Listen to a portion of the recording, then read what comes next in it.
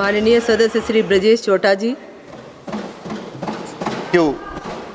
Thank you, Madam Speaker. I rise to support the Finance Bill 2026. Madam, I do so as the member from Dakshina Kannada constituency that combines enterprise with patriotism, trade with service, and ambition with discipline. Madam, ours is a coastal district, a region that is always sworn by the idea of being Atmanirbhar and also putting the nation first. Madam, we understand that the first rule of nation building is strengthening its economy. Madam, the strong nation needs sound finances, steady reform, and a leadership that can think beyond the next election. Ma'am, this is precisely the reason why I say that this bill deserves the support of this House. The economic direction of this government, led by Honorable Prime Minister Shri Narendra Modi ji and under our Finance Minister Nirmala Sitharaman, has been very clear.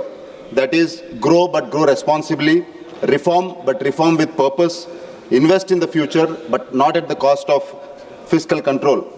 Madam, our budget exactly does this.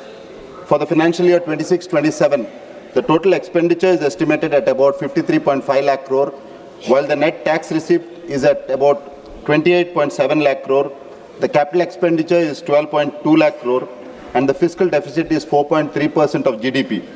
Madam, this combination tells India and the world that we are still building and growing aggressively, but not recklessly. I must say that this is in spite of the geopolitical constraints and the economic issues which are happening across the world, Madam. Madam Speaker, one of the most transformative reforms which has happened in this era has been the GST. And we must speak honestly on this issue, Madam. When the GST was introduced, the traders and small businesses had real anxieties. There were transition pains, there were compliance challenges, there was uncertainty. But it is because of the strength of this government and our Honorable Prime Minister that it did not abandon reform at the first sign of difficulty, Madam. Madam, discipline requires difficult decisions and compassionate implementation, and our government has precisely done that. It listened, improved the system, rationalized process, and stayed the course.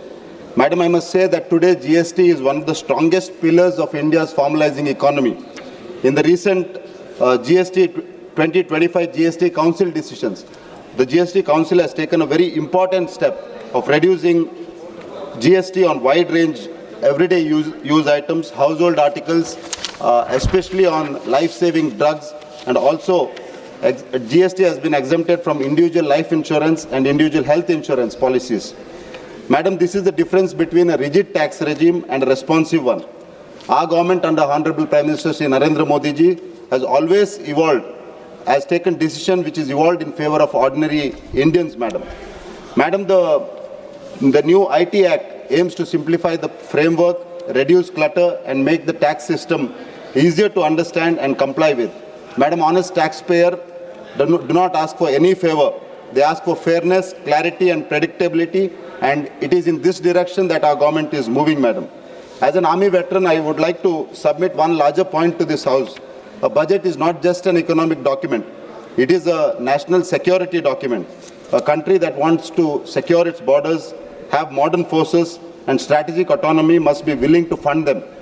That is why I welcome the highest ever defense allocation of rupees 7.85 lakh crore in the 2026-27 budget.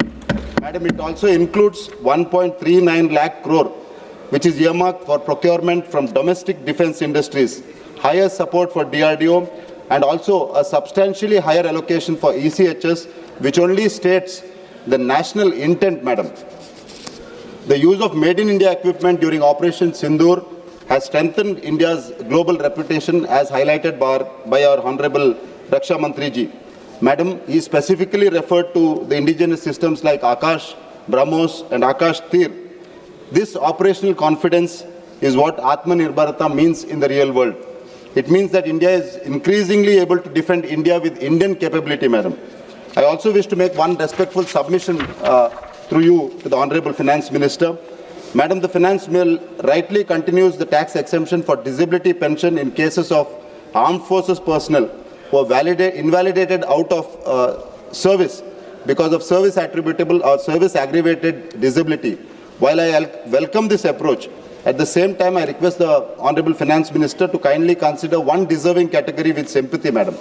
Those brave personnel who suffer severe service-related disability but continue to serve till superannuation, out of duty and discipline.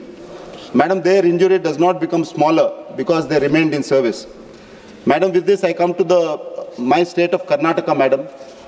Cooperative federalism is not just a slogan, madam. It is necessary for delivery of schemes. I must say that in the state of Karnataka, the central schemes will succeed only when the states act quickly on project proposals, approvals, matching state share, utilization certificates and last mile implementation. While the state of Karnataka, the government is completely failed in this regard. I must take two examples. One is of the Jal Jeevan mission. In the parliament record shows that the central allocation on Jal Jeevan mission has been 28,623 crores, while our state of Karnataka has been able to draw only 11,760 crores, and this is because of the lackadaisical attitude of our state of government, Karnataka state government, ma'am, which is delayed submission of proposal and also delayed submission of required documents as per guidelines. There's another example, madam, the Pradhan Mantri Awas Yojana Urban and the Pradhan Mantri Awas Yojana Urban 2.0. Madam, this scheme is demand driven. The beneficiaries selection is done by the state. The project planning and execution is done by the state. There's a state level committee which is headed by the chief secretary. But I must say the Karnataka government is failed in this regard to implement central scheme because of poor planning and not proper implementation. My submission is simple, madam. The state government, when a state government delays, coordinates poorly and responds weakly, it is the poor people and the poor families who suffer. I hope the Karnataka government will rise above state politics, petty politics, and cooperate in implementation of the central schemes, and we march towards a Vikasit Bharat, madam.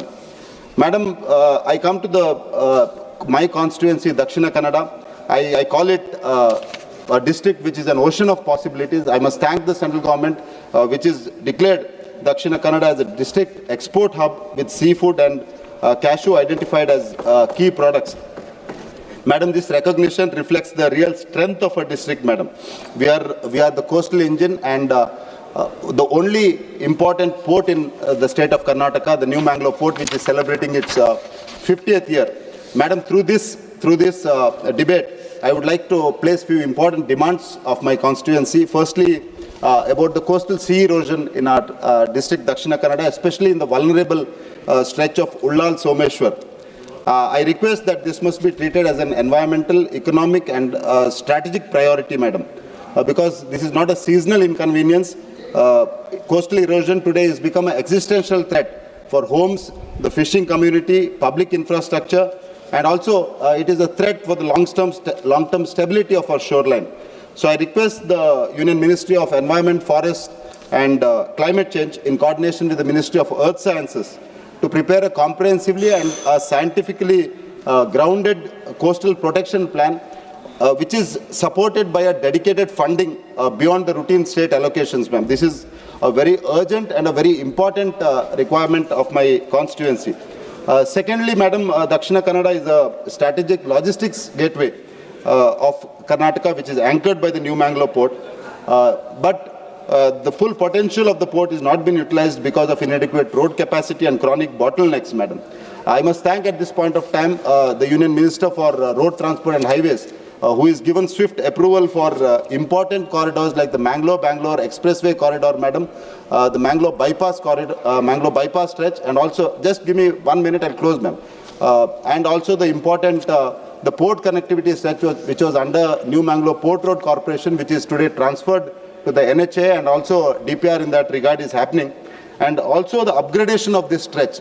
I must also thank the Railway Minister who has given approval to prepare a DPR on the Shiradi Ghat stretch for the Hassan-Mangalore rail line, which will also ensure that the freight movement and passenger movement happens, ma'am.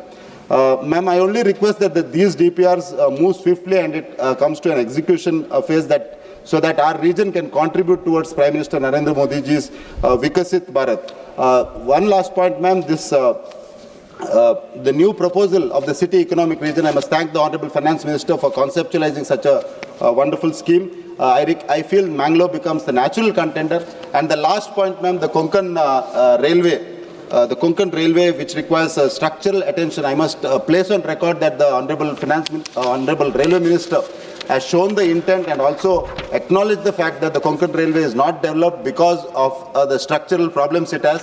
I must say that it was during George Fernandes the Konkan Railway was conceptualized and executed, ma'am, and our Honorable Railway Minister can take that legacy forward and ensure that the merger of Konkan Railway happens with Indian Railways. And I must also say that there is state share of Goa, Maharashtra and Karnataka in the Konkan Rail Corporation. ನಾನು ಈ ಸಂದರ್ಭದಲ್ಲಿ ಇಷ್ಟೇ ವಿನಂತಿ ಮಾಡೋದು, ರಾಜ್ಯ ಸರ್ಕಾರ ಇದರಲ್ಲಿ ರಾಜಕೀಯವನ್ನು ಮಾಡದೆ ತನ್ನ ಶೇರನ್ನು ಕೊಟ್ಟು ಮುಂದೆ ಬಂದು ಕರ್ನಾಟಕದ ಅಭಿವೃದ್ಧಿಯ ದೃಷ್ಟಿಯಿಂದ ಕೊಂಕಣ್ ರೈಲ್ವೆ ಮರ್ಜರ್ನಲ್ಲಿ ದೊಡ್ಡ ಪಾತ್ರವನ್ನು ವಹಿಸಬೇಕು ಅನ್ನೋಂಥ ವಿನಂತಿಯನ್ನು ಕೂಡ ಮಾಡ್ತಾ ಇದ್ದೇನೆ. ಕೊನೆಯದಾಗಿ ma'am, Honorable Prime Minister has given a direction to India. Finance Minister Nirmala Sitharaman has given that direction a fiscal shape. Now it is our duty to ensure that this growth reaches every honest citizen who wants to rise with this nation. With this, ma'am, I want to support this Finance Bill 2026 wholeheartedly. Jai Hind, ma'am. माननीय सदस्य